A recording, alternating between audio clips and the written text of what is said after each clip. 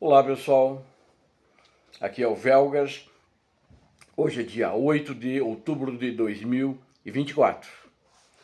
Vamos tratar hoje das guerras, dos teatros de operações. Eu quero falar aqui sobre o Oriente Médio e sobre a Ucrânia, que acredito que é uma interseção muito grande, muito forte entre esses dois teatros de operações. E eu acredito que o Ocidente, que apoia tanto Israel, os aliados são os mesmos que os da Ucrânia, deveria ter uma estratégia única, unificada, e não tem, né? Isso dificulta, aumenta os custos e uma série de problemas que causam, inclusive, do lado dos aliados. Que eu vou falar também do depósito de combustíveis que ainda queima na Crimeia, na localidade de Feodóssia. É uma zona portuária na Crimeia, próximo a Sevastopol. E a situação está tensa em Kurákio, Pokrovsk e principalmente em Toretsk. Vamos tratar desses assuntos. Quero convidá-los. Inscrevam-se no canal, deem um like, compartilhem com suas redes sociais. O que você vê aqui, você não vê em outros canais. Conto com vocês e pode fazer seus comentários. Tenho prazer em ler e responder os comentários na medida do possível. Quero convidar também aqueles que quiserem ser membros do canal para apoiar financeiramente a confecção dos vídeos de qualidade que vocês veem aqui. Eu agradeço. Muito obrigado. Bom, vamos ao primeiro assunto. A Ucrânia foi atacada pela Rússia. A Rússia invadiu a Ucrânia. Isso aconteceu há mais de 10 anos atrás, em 2014, e recrudesceu de uma maneira violenta, criminosa e mesmo assassina, onde ucranianos são assassinados criminosamente pelos russos, agora a partir de fevereiro de 2022. Existe uma guerra constante no Oriente Médio, mas que também recrudesceu agora, há um ano atrás, num atentado criminoso, genocida, indecente, feito pelo grupo terrorista palestino Hamas contra Israel, onde morreram mais de 1.200 pessoas e ainda existem 100 reféns em poder do Hamas, ou mais de 100 talvez em poder do Hamas. Bom, isso desencadeou uma guerra no Oriente Médio. Então é um teatro de operações entre Israel e os grupos terroristas Hamas, depois o Hezbollah, que se envolveu também em apoio ao Hamas, os Houthis também, e o Irã. O Irã é quem comanda todo esse teatro de operações do lado dos terroristas, espalhando mal na região. Sem dúvida nenhuma são eles, e na Ucrânia a Rússia. Só que a Rússia é aliada do Irã. O Irã fornece foguetes e fornece drones suicidas para a Rússia.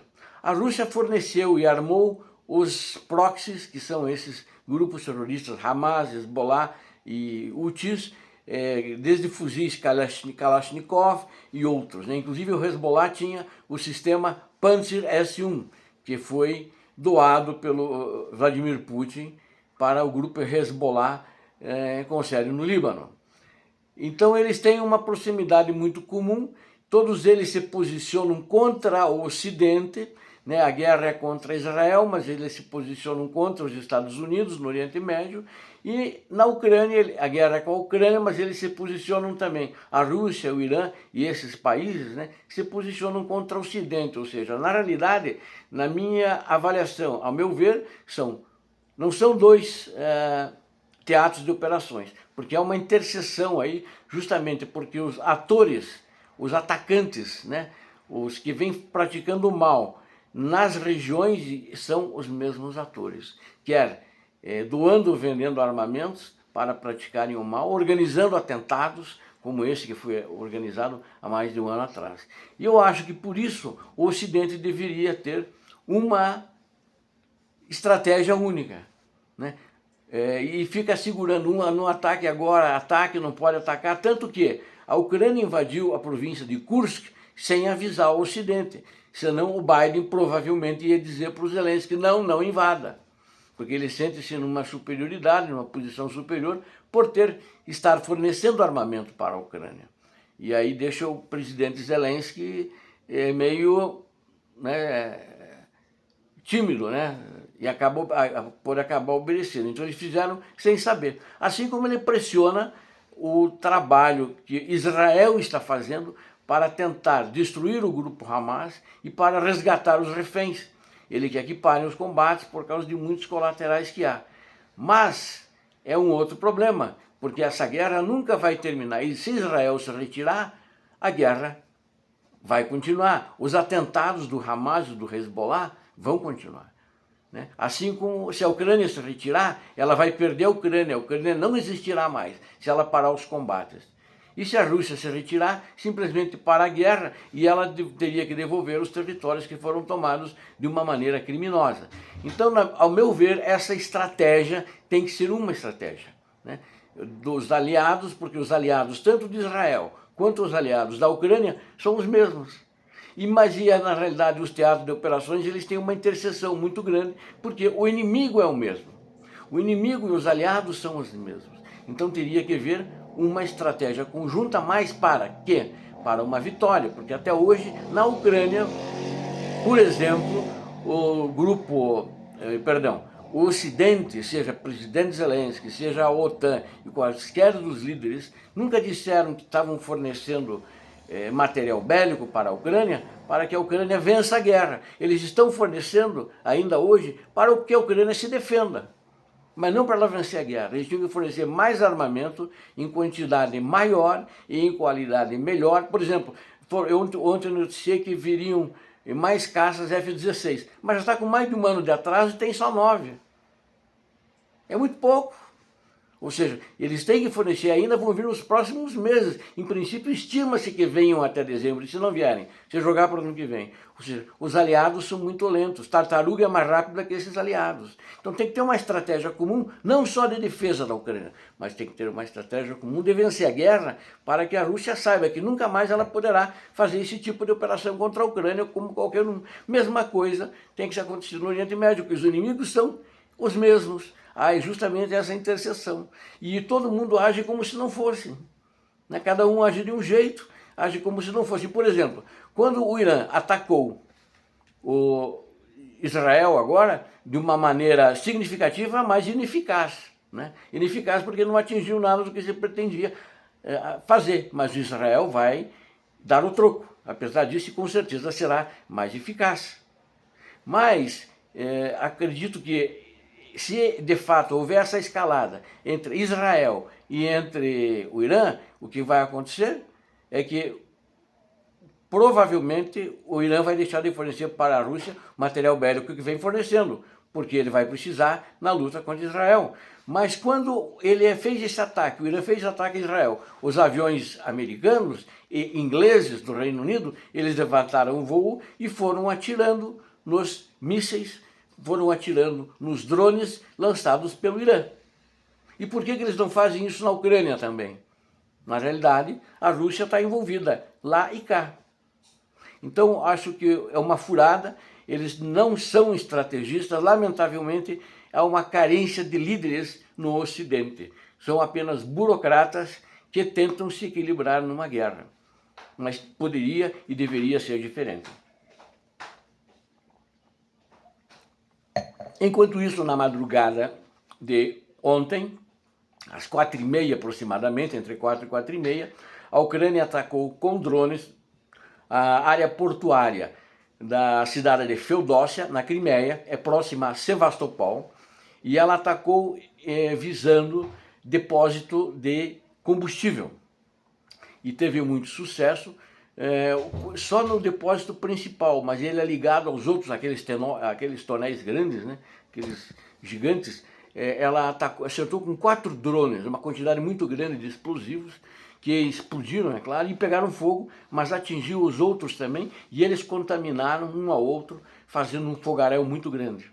E isso trouxe um sucesso para a Ucrânia. O que é interessante de notar, que de uma visão vista de satélite durante o ataque, notou-se que havia um sistema antiaéreo Pantsir S-1.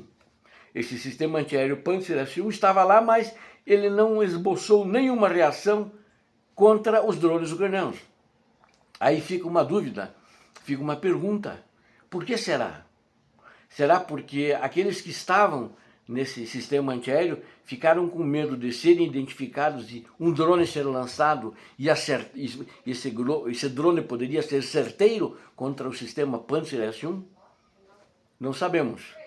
Então, mas os ucranianos também não atacaram, porque eles devem ter mandado o número certo de drones para destruir o objetivo principal. Eles não tinham notado antes a presença daquele sistema antiaéreo que, vamos dizer assim, começou mudo o ataque e terminou calado.